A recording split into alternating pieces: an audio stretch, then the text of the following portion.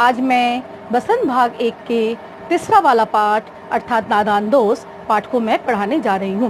मैं इस पाठ को आज आप लोगों के लिए लेकर आई हूँ और इस पाठ को पढ़ने से पहले इस पाठ के जैसे लेखक हैं प्रेमचंद।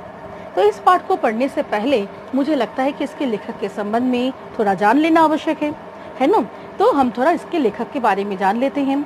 आप शायद जानते ही होंगे कि प्रेमचंद हिंदी के सर्वश्रेष्ठ लेखक के रूप में प्रतिष्ठित हुए हैं। तो प्रेमचंद जो हैं वो हिंदी के सर्वश्रेष्ठ उपन्यासकार, सर्वश्रेष्ठ कहानीकार के रूप में जाने जाते हैं। प्रेमचंद का जन्म जो है वो 1880 ईस्वी में बनारस के लम्मी गांव में हुआ था।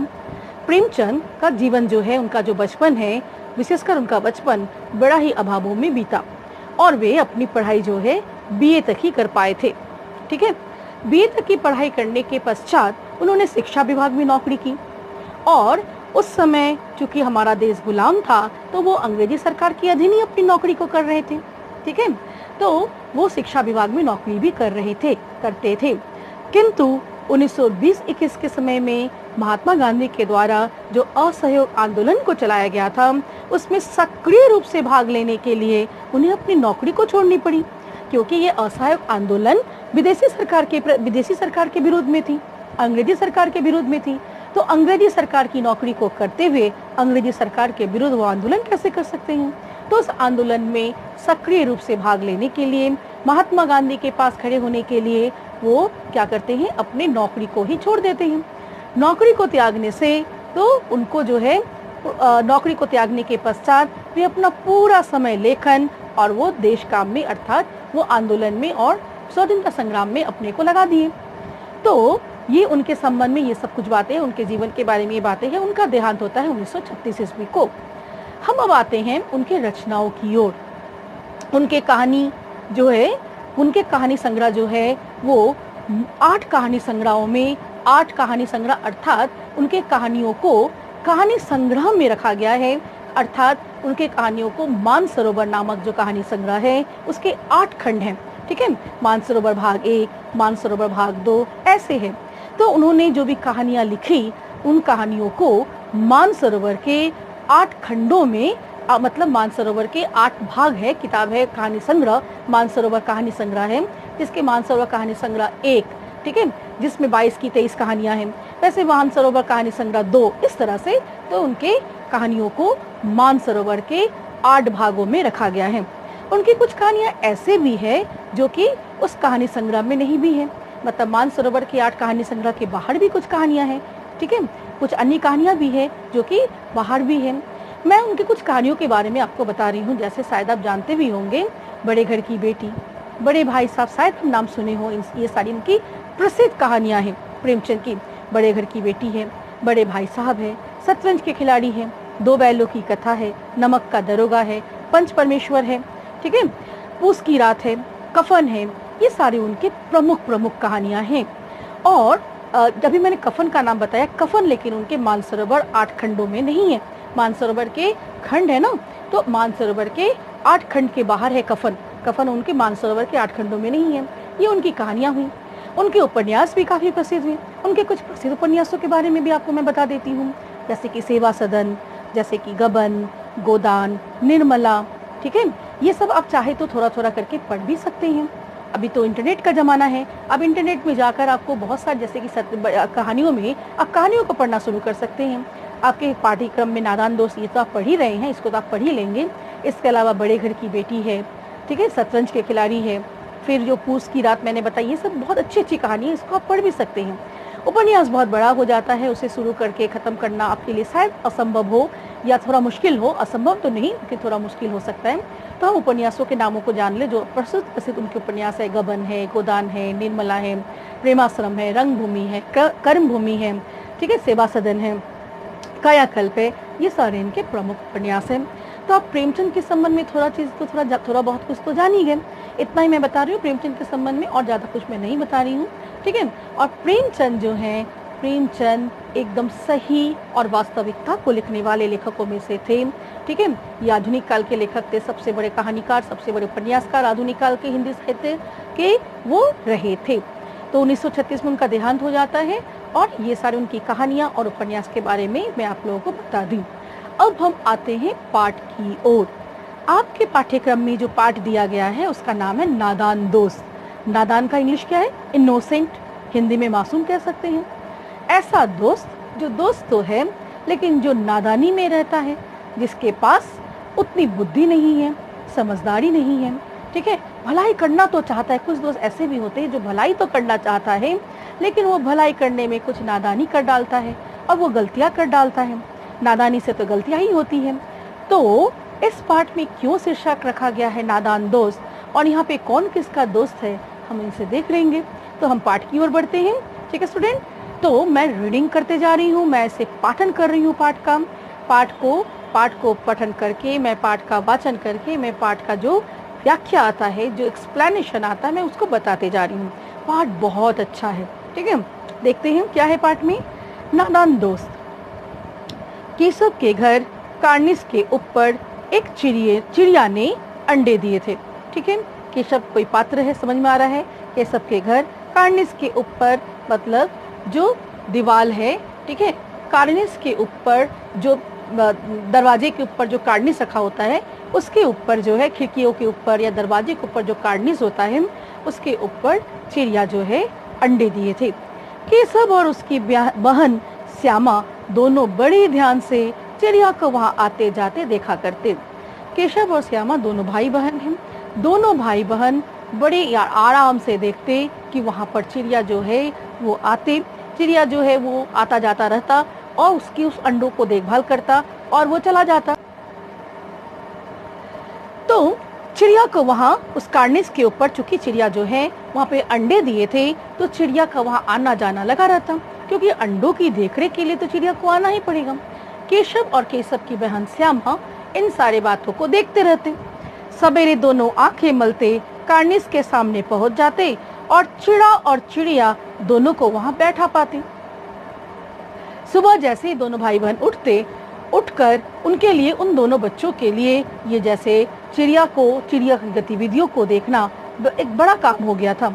सुबह से लेकर जब तक वो चिड़िया, दोपहर तक, शाम तक, जब तक वो चिड़िया वहां आते जाते रहते, दोनों भाई बहन उन चिड़ा और चिड़िया की गतिविधियों को देखते रहते। ठीक है, सुबह उठते ही सबसे पहला काम, आंख मलते मलते वो बाहर आते। बाहर आकर कार्निस के ऊपर चिड़िया क्या कर रहे हैं, चिड़ा और चिड़िया दोनों के गतिविधियों को देखने के लिए वहां पर आ जाते और आकर दोनों भाई बहन देखते कि चिड़ा और चिड़िया दोनों वहां पर बैठे हुए हैं। उनको देखने में दोनों बच्चों को न मालूम क्या मजा मिलता। दूध और जलेबी की सूध भी न रहती थी। मतलब घर में अगर अच्छे खाना पीना भी बन रहा है, अच्छे खान पान की ओर भी उनका ध्यान नहीं रहता था। इन दोनों बच्चों को, श्यामा और केशव को, उन चिड़ा और चिड़िया की गतिविधियों को देखने में, उनके आने जाने को देखने में, उनके उड़ कर बार बार तिनका, और वो कुछ लेकर जो आते हैं, कपड़े के टुकड़े, तिनका लेकर आते हैं, आकर वहाँ पर जमा करते हैं, घोंसले को बनाते हैं। ठीक है, घोंसले को और अच्छा से बनाते हैं। ठीक है, तो मुंह में करके कुछ लेकर आते हैं। तो उन्हें देखने में इन दोनों बच्चों को बहुत अच्छा लगता था। केशव और श्यामा दोनों भाई बहन को बहुत अच्छा लगता था। दोनों के दिल में तरह तरह के सवाल उठते। क्योंकि ये दोनों छोटे छोटे हैं, इन्हें बहुत कुछ मालूम नहीं है, और दोनों भाई बहनों के मन में बहुत से सवाल उठते थे। क्या क्या सवाल उठते थे?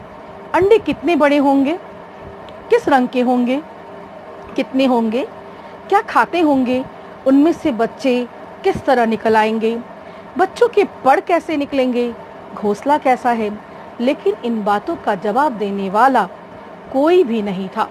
ठीक है, और ये जो दोनों बच्चे थे, इनके मन में तरह तरह का सवाल उठता था कि वहाँ पर तो अंडा है, घोंसला जो है वो बना रहे हैं, घोंसला भी बन रहा है, घोंसले के लिए वो घोंसला बना भी डाले हैं, तो घोंसले में जो है वो अंडे हैं।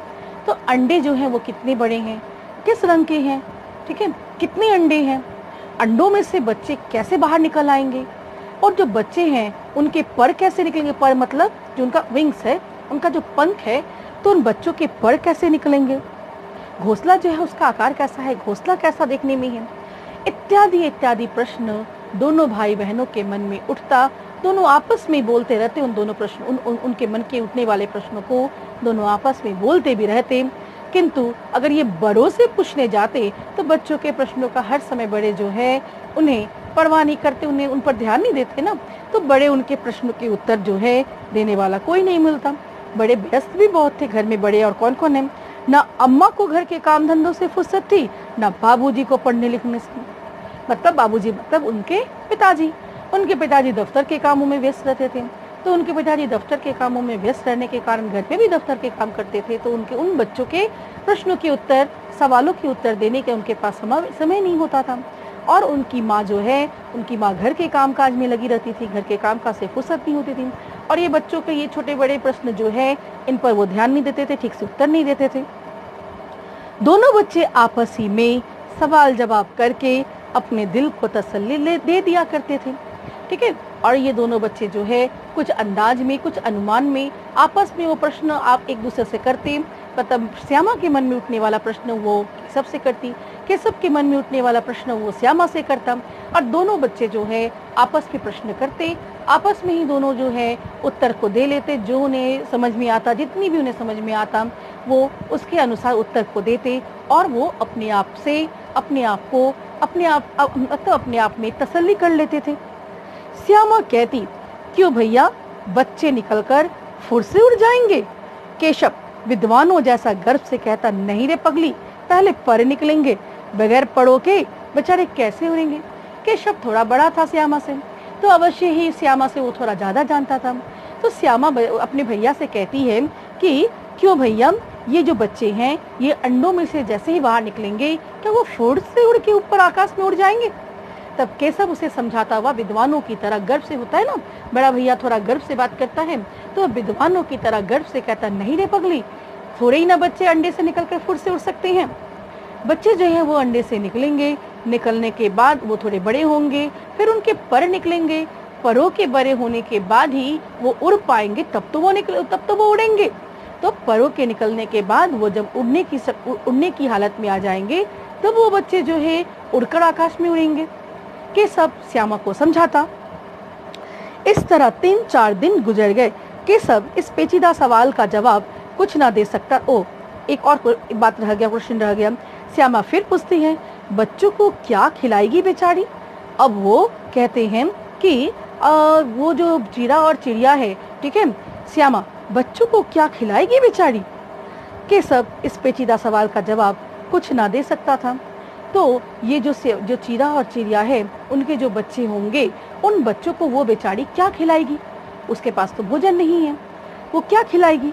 बच्चे बेचारे भूखे मर जाएंगे। उन दोनों को चिंता होने लगी। इसका जवाब केशव भी नहीं दे पाया। इस तरह 3-4 दिन गुजर गए।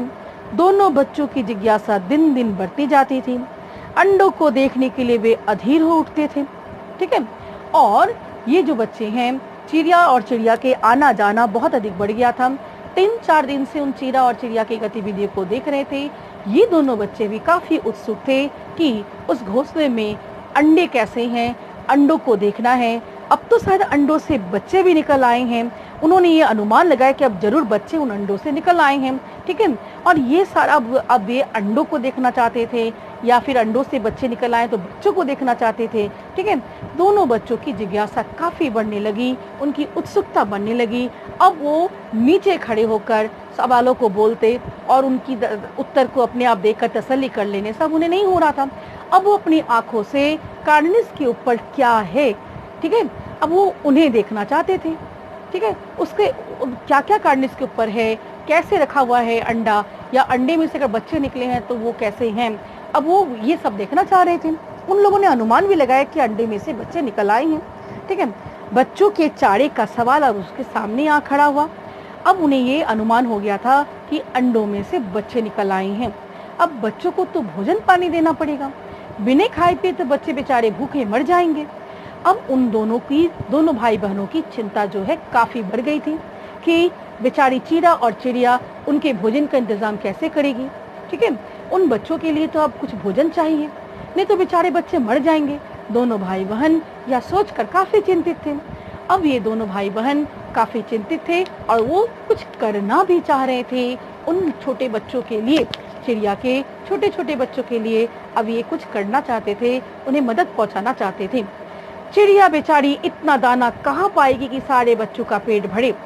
और इन दोनों भाई बहनों ने ये अनुमान लगा लिया कि अंडों में से तो बहुत सारे बच्चे निकले होंगे। बेचारी चीरा और चिड़िया इतना दाना कहाँ से लाएगी इन सारे बच्चों को खिलाने के लिए। ठीक है, वो तो दाना तो लेकर आती है, लेकिन उन दाने से इन सारे बच्चों के पेट तो भरेंगे नहीं। ये दाने उनके लिए कम पड़ जाएंगे और दाने कम पड़ने से वो भूखे रह जाएंगे, छोटे छोटे बच्चे। और भूखे रह जाने के कारण ये जो है बेचारे जो है सारे के सारे बच्चे भूख और प्यास के मारे चू चू करते करते मर जाएंगे। तो ये सारी बातें सोचकर दोनों भाई बहन काफी घबरा गए। ये ऐसा होने नहीं दे सकते थे। ये चाहते थे कि चीरा और चिड़िया जो है वो उनकी थोड़ा मदद कर सके। चीरा और चिड़िया के लिए इतना संभव नहीं था इतने सारे दानों को लेकर इकट्ठा करके ले आना। तो अगर ये कुछ मदद कर दे, ये कुछ मदद करना चाहते थे चीरा चिड़िया को और उन छोटे बच्चों को। इस मुसीबत का अंदाजा करके दोनों घबरा उठे।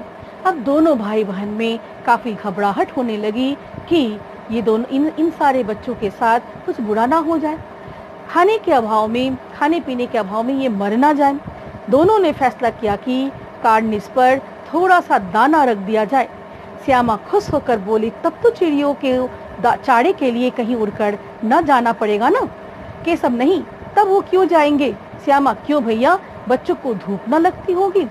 अब इन दोनों ने ये सोचे, फैसला किया कि कार्निस पर वो दोनों थोड़ा दाना रख देंगे। अगर वो दाना रख देंगे तो उस चिड़िया को अपने बच्चों के लिए दाना लाने के लिए कहीं उड़कर जाना नहीं पड़ेगा, उन्हें भी थोड़ा राहत मिलेगी। ठीक है। और फिर श्यामा के मन में यह प्रश्न आया, इन बच्चों को तो धूप लगती होगी, गर्मी का समय है, बहुत धूप होती है और वो कार्निस के ऊपर तो धूप बहुत है।